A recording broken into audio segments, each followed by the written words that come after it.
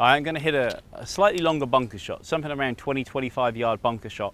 I'm going to hit one from the flat lie, but also I'm going to hit one from an uphill lie. And it seems like when we're hitting bunker shots, rarely do we have a downhill slope. Most of the time you're going to have a flat lie or an upslope. And one of the things I also notice when you're always on an upslope, you seem to always have more sand. There's always a little bit softer sand where the sand has been hit away because of people in the middle of the bunker, or just when they're being raked, when the green crews come in with their machines or what have you, they push a lot of the sand up towards the front of the bunker, and so often that sand is softer, and yet we don't really recognize this, and often we hit the wrong type of shot. So let's go ahead and hit the regular shot to start with.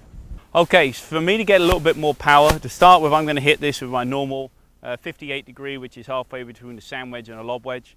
And so for me to feel like I'm going to get more power, I feel like I lift myself up a little bit more. That way I'm never taking too much sand and digging down too deep. So I splash the sand, let the club slide under, but I feel like I'm going to lift my chest up, and hopefully that will make that ball go a little further.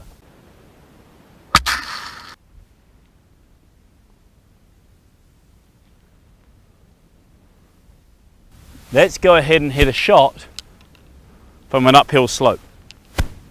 I'm going to place the ball right up here at the front of this bunker, and again hopefully we can recognize how much softer this sand is. So this was a little bit firmer in the middle, and here a lot more sand, a lot softer. So let's smooth this over a little bit. If I use the same shot that I just did with the 58, the likelihood is I'm going to, because of the softer sand and being on the upslope, is now maybe a 68 degree because of the 10 degrees. It would be hard pressed for me to get that ball to that hole. So I hit that shot, nothing wrong, but 8 feet short. So what if I use just a different club? The bounce angle on my 52 and the loft on the 52 should probably do the trick to get it to that hole there. So by using less club, the whole idea is I feel like I can get that ball that extra distance. Work my feet in. I'm going to keep my body a little bit back. It's harder for me to get through the sand because I'm on an upslope. It's harder for me to get through my body through any upslope shot.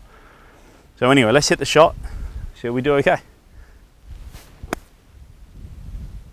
I maybe just hung back too much, a bit short, but definitely I've got my pitching wedge here and I've got my gap wedge, and one of those two should work quite nicely. A couple of things again I employ is I don't try to fight and lean left on this shot. I just accept that the weight is further back in my stance and just hit more less loft. And then the other thing is I might not keep up and down as much. I may swing a little bit more around if I want a little of extra distance. The up and down will create a too steep an angle of attack and hit the sand too steeply. So again, I may just counter the slope with a more round motion. So let's try that one time.